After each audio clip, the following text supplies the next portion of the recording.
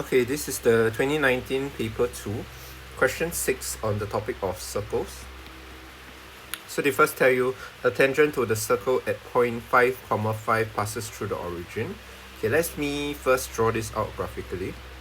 Okay, so your origin is over here, right? Origin, where your coordinates is 0, 0, right?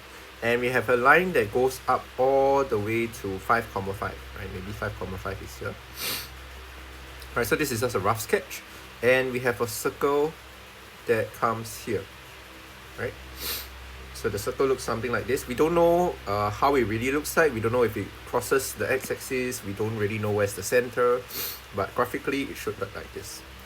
Okay, and they tell you that we have another line of equation, 3y equals to x plus 2. Okay, this we can represent it to be your y equals to mx plus c, y equals to 1/3 x plus 2/3. Okay, we can also draw this out graphically. Right, this is our 2/3, right, our vertical intercept. Draw it out to be like so. And then I'm just going to move this down over here. Okay, they tell you that this equation is a normal to the circle, right? Normal usually is paired with a tangent, but they didn't tell you where this tangent is. Right, some students would assume that it's with respect to this tangent, but you can see that actually these two are not perpendicular, so it's definitely not with respect to this tangent. This tangent that is taken with respect to this normal is actually not shown in the question, right? It's actually this tangent over here, right? So this would be the tangent, and this would be the normal. Okay, but this tangent is not relevant to us. We don't know any information about it. We shouldn't need to find it, but instead, when they tell you that this is a normal to the circle, right, they essentially told you that this equation passes through the center of the circle, right? Because any normal to a tangent would pass through the center of the circle, right? You have learned your tangent perpendicular to your radius. Okay, so this piece of information is actually very useful for us, because if you can see over here, with respect to the other tangent that we know quite a lot of information about, right, the 0, 0 and 5, 5, we are actually able to first find the gradient of this tangent. Right, so the gradient of this tangent is just equals to your y1 minus y2 over your x1 minus x2, which you will basically get your gradient of your tangent to be just equals to 1.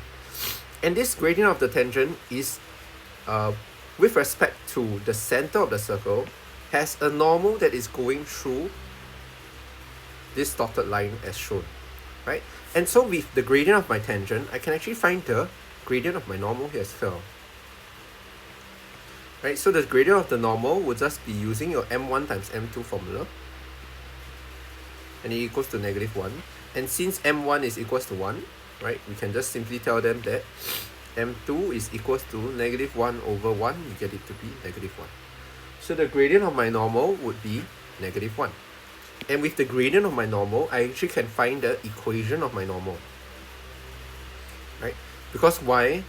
I need to find the center of my circle at the end of the day. To find my center of the circle, I have one equation over here, right? The equation of the normal. I have another equation of the normal that passes through the center. I just need to equate them simultaneously, and I'm able to find the center of my circle. Right, so the equation of the normal, I'll just write it to be y equals to -1 is my gradient, x plus c, right? And in order to find my c value, I have a pair of coordinates. I know that it passes through 5, 5, so I'll just sub 5, 5 in.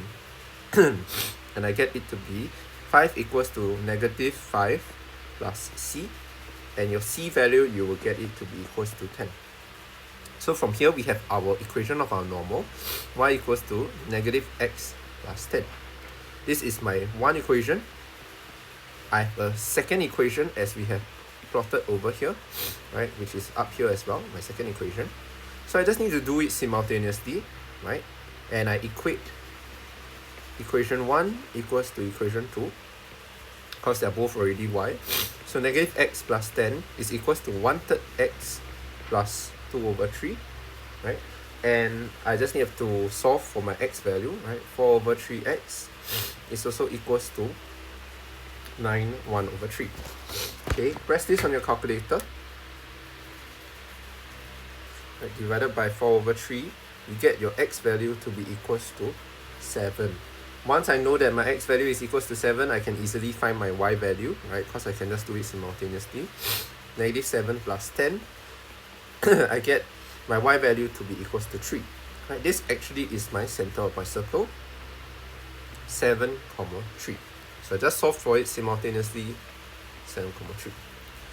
Right? And they want you to find the equation of the circle, so we also need to find the radius. Right? How to find radius? Well, we have one coordinate up here, we have the center of the circle. Can use our equation of straight line, right, which is your square root x1 minus x2 square plus your y1 minus y2 square, right? And this would just be equals to my x1, I'm taking it to be 7 minus 5 square plus 3 minus 5 square, right? We'll get this to be 2 square plus 2 square, and we square root it, we basically get it to be square root 8. Right? Once you have your radius, you have your center of the circle, we are now ready to equate our equation of your circle using your general formula, which is your x minus a square, sorry, x plus a square plus your y plus b square equals to your r square. Right, so we equate this together. Our a would just be the negative value of my center, and b would be the negative value of 3. So we get it to be x minus 7 square plus y minus 3 square is equals to r square, which is thus square root 8 square, we get 8. So this is my equation of the circle for question 6 part 1. Okay, so graphically you need to know what this normal is actually meant for. It's just meant to help you find the center of the circle. And here you can just use your tangent and your perpendicular bisector rules to help you find the equation of your normal. From the equation of the normal, here you just do simultaneous equations to help you find the center of the circle. Okay, then the next part they tell you, find the coordinates in which the circle is nearest to the x-axis.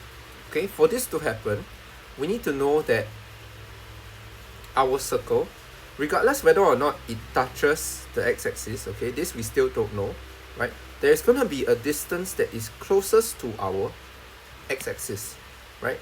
And how do we find that? Well, we first need to know that this point, right, with respect to the center of my circle, where my center of the circle over here, as we have written, or as we have calculated, is my 7, 3. Right, with respect to the center of my circle, I need to know that this point is going to be the tip of my circle at the bottom over here, right? Because this point is going to be the closest to the x-axis. And in this case, it kind of implies to you that actually the x-axis shouldn't be touching this point, right? Because we want the nearest distance. This will be the nearest distance, right? Or else it would have already intersected with the x-axis and we won't have a nearest distance because it's already on the x-axis, right? So from this, it hints you that we need to find the bottommost point of the circle. And how do we do that? Well, it's very simple. You have the radius, right? And we have a coordinate of our center. To find the bottommost point, right, we just take our y value, which is 3, right? Because graphically, this is y equals to 3, right? And we want to find out where this point is, right? Where this point is. We'll just take 3, which is our y value, and we'll subtract it by our radius, which is square root 8. And if you press this in your calculator, you will get a decimal, right? But you will still get a positive value of 0.1716, right? Or you can round it off to become 0.172, right? And in this case, this is the y coordinate, and they want you to find the coordinates of this point, while your x coordinate doesn't change. So your answer would just be 7, 0.172. Okay, so this is how you do this part. Okay, and yeah, for reference for future questions, you will need to basically use your radius as a gauge. Your radius will help you see whether or not this point lies below the x-axis or above the x-axis. But in this case, it's very obvious that it should lie above the x-axis because we want it to be nearest, which implies that the circle does not touch the x-axis. Okay, so yeah, this is how you do question 6 part 2.